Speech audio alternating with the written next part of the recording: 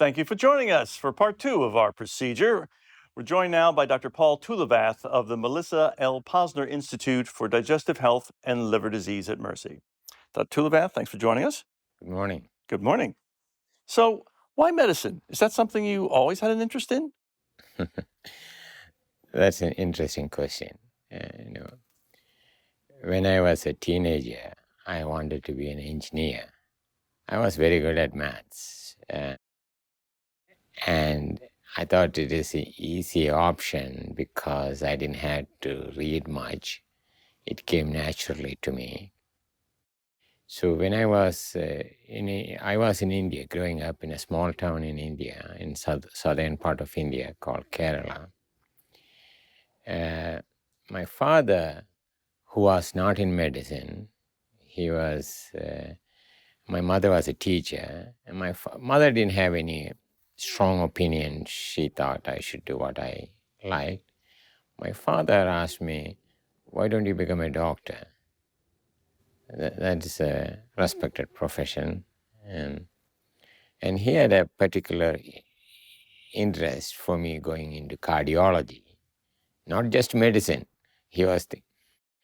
And as a teenager, I was 17, and I thought, that's not a bad idea, because once you get into medical school, you don't have to work too hard. You have to get through the years, and then life will be easy and time to get away from home too, just like any teenager.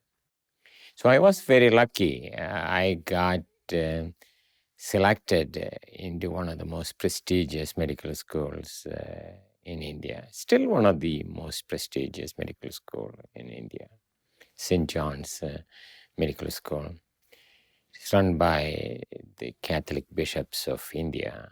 They took a small number of students, so it is like an elite boarding school type of medical school.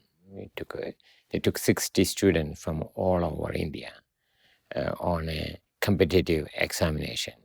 I never thought I will get in, but luckily, I don't know why they selected me.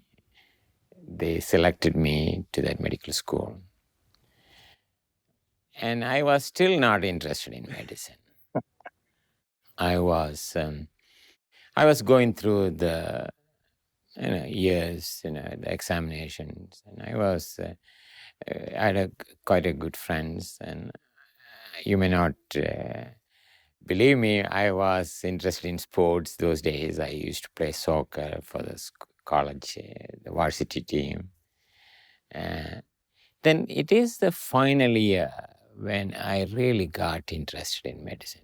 It is strange, I was thinking that I will get out of medicine to use the medical degree and go on to something else. I got to see patients and their stories. And that is when I really thought, this is not a bad profession after all. And it is like a puzzle. The patients come with a difficult problem. And as a physician, if you're good, you are like solving a puzzle. That made me very interested. So the final year, I took a lot of interest in medicine. I read the largest textbook in medicine called Harrison. And then I had to do internship. A year of internship is part of the medical school in India. It's a British system. You graduate from the medical school, and then 1 year you have to work as like an intern, like resident. Then only you get the medical degree. I was very interested in medicine. I was getting involved, and I thought I have a little more passion for medicine that I didn't think I had until then. Then I think the second most important thing that happened to me was I wanted to go for postgraduate studies in England. And my family was not very happy about that, because they thought once you leave India, most people don't return. And so I convinced my grandfather, who was also a teacher, that I will come back after 2 years to India. And he convinced my parents. He was way beyond his time, even. We are talking about 40 years ago. He said, let Paul go and he will come back, you know. Going to England, one of the best things that I did, I think it was in early 1980s. And the medicine and the National Health Service those days was superb. And I became a real doctor during my training there.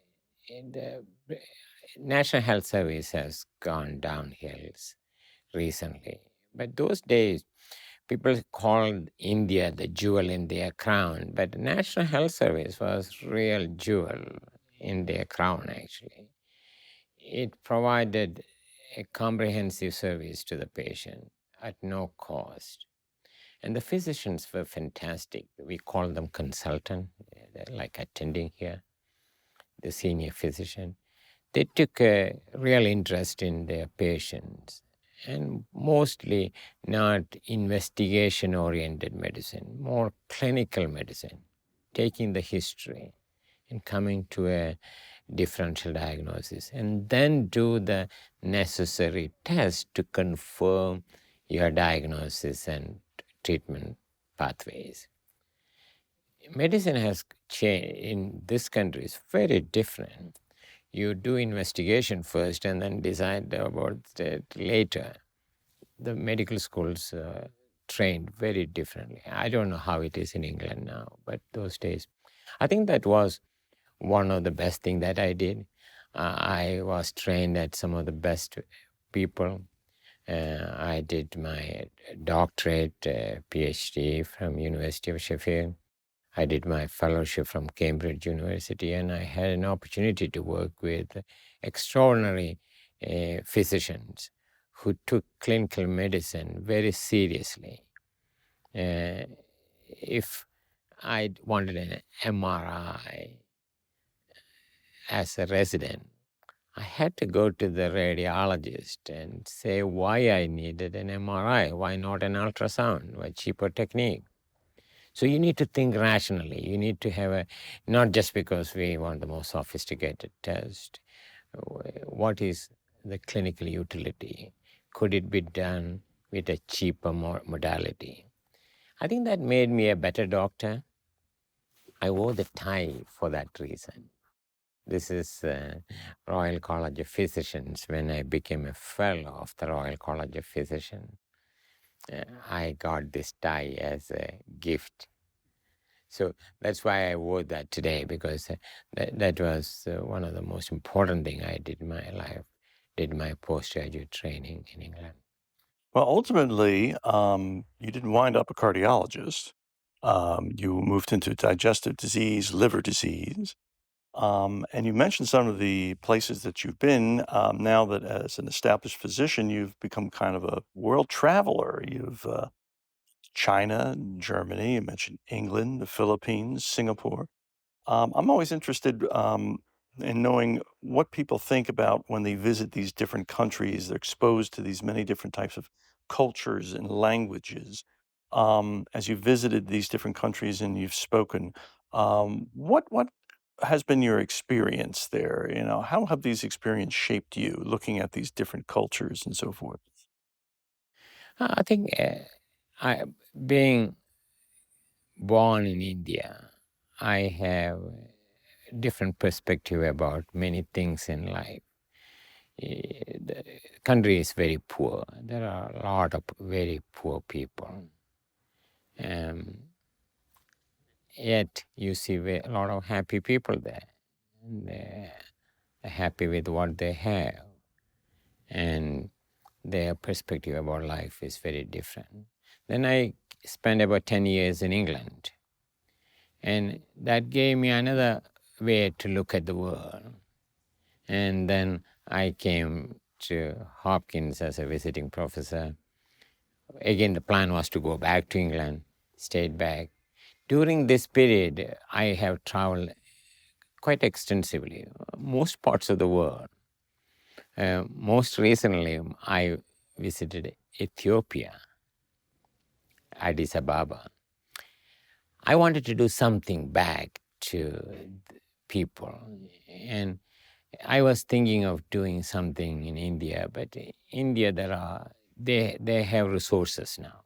They don't need outside resources. They have inside resources, very well trained doctors.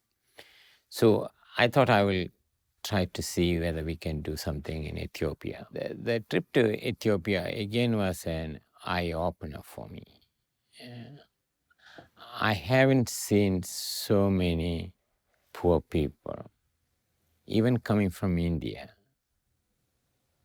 I have seen everything, but this was in 21st century, in 2024, to see a major teaching hospital with almost nothing. It really changed my perspective about this world. So, as I mentioned, in terms of the different travels, lecturing and so forth, education is an important issue for you. And one way that we educate people, of course, is through books. And I think you have a book you'd like to share with us. So let's talk a little Yeah, about that.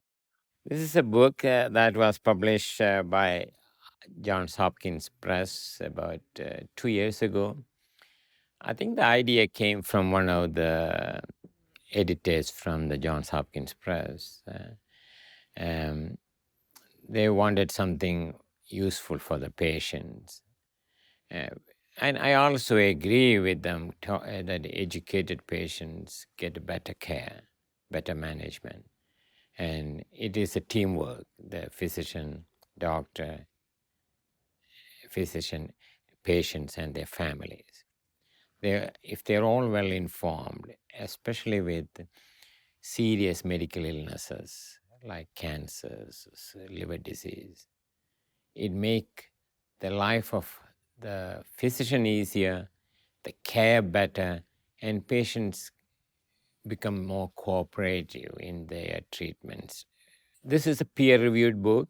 All the sections in this peer-reviewed by other physicians, and it is written in a layman's term.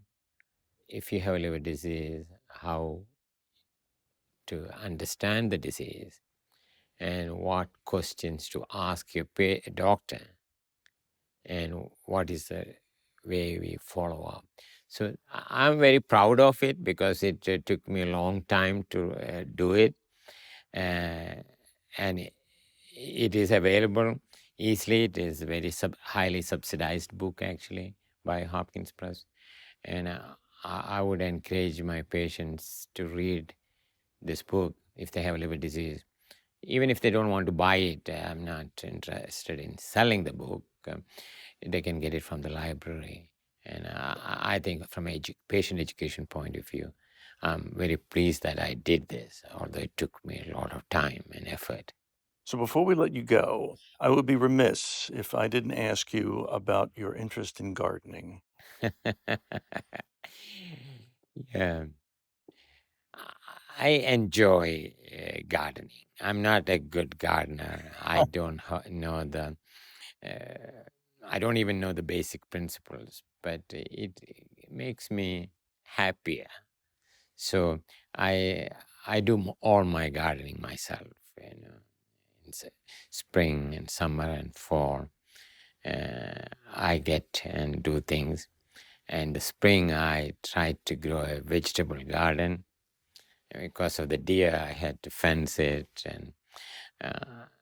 and this year I tried to grow them a bit early inside my garage so that I don't miss much time. So I enjoy it. Every year is not good. Some years it produces large amount of produce. Some years, last year it was not very good. Well, what are some of the things you grow? I do multiple things. beans, tomatoes, okra, multiple things. And I grow some of the predominantly Indian vegetables too, like okra. And so I enjoy doing that. Not, and I'm not good at it, but it makes me, I can do a lot of things during gardening. I can think and I can do the work and can do multitask that way.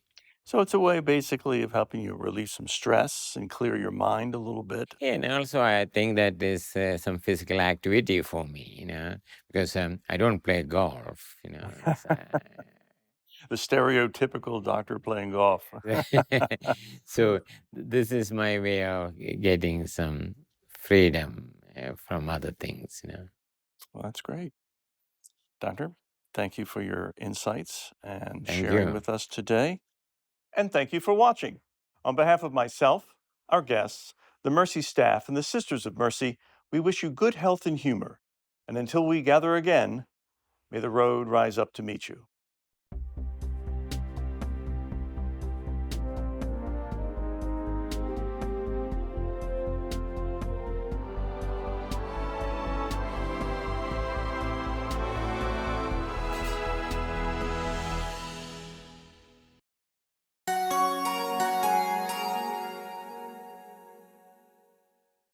So, you've made it all the way through the credits for Wait Doctor, I Forgot to Ask. This is where we briefly discuss the question each physician wishes their patients would ask, but don't. Or the most unusual hand on the doorknob question posed by a patient at the end of their visit. Dr. Thuluvath, what's that question? Yes, I'm quite surprised when I give a bad news to patients. They don't ask often, most of them don't ask, what is my prognosis? I think it is deliberately not asked. They don't want to know. And I have wondered what goes through their mind if when I tell them you have a liver cancer. The first thing that occurs to me is what is the prognosis of this cancer? But the majority of patients will not ask that question. Do you think maybe that's because there's a mindset that if I have cancer of the liver, I'm done? So that they feel they already know the prognosis and they don't want to speak about it. It is a number of things, and I think that could be partly true, but also it is a deliberate effort on their side not to know the answer. Because very few people ask, what is my prognosis? How long will I live? And they just avoid that question. 90% of patients or families never ask that question. Very rarely they come out with one of the most important questions. And I don't give them that information if they don't ask me. Well, it's probably an important question because certainly there's been tremendous advances in the treatment of liver disease and liver cancer. The prognosis, might be better, might be good if they did ask to find out. I wish they had asked because that will start, some of them need planning. Some of them have a dismal prognosis. You don't want to give that information without the asking. They can plan, they get prepared for that eventual event. But some of them, like you said, have excellent prognosis. And just not answering, sometimes they just disappear. They don't come for follow-up. So it is a mixed emotions probably that prevent them asking that question. And I wish more people ask those questions so we don't have to provide that information without them. Well, that's part of the reason we do this program in hopes that people, by learning more, as you mentioned in your interview about the importance of education and how that makes such a big difference, will be more apt to want to ask questions and want to open up and trying to get over that hurdle, the emotional hurdle, so that they can work together with their physician, because it's always best when it's a team approach to develop a course of treatment that will help them get to the best outcome that they can have. But you're not going to get there if you close down. Yeah. You know, many patients have, after reading my book, many of them had liver transplant. And they have come and told me that I wish I read it before the liver transplant. A lot of things that you told me, advised me, I didn't understand why you were saying that. And I would have been a much better patient if I had known all those things. And this is something I should have read before I had the liver transplant. Not that it would have prevented, I would have been a better patient, and I would have been happier with whatever advice you give, because some of them are very restrictive. Don't take salt, sometimes don't drink enough fluid, don't take non-steroidal anti-inflammatory drug.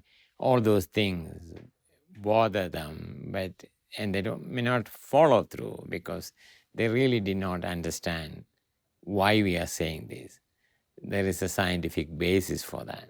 So I think better educated patients improve their own care, actually, by being proactive and demanding better services from us, physicians. I think it is their right to demand the best services. Thank you, Doctor. Thank you.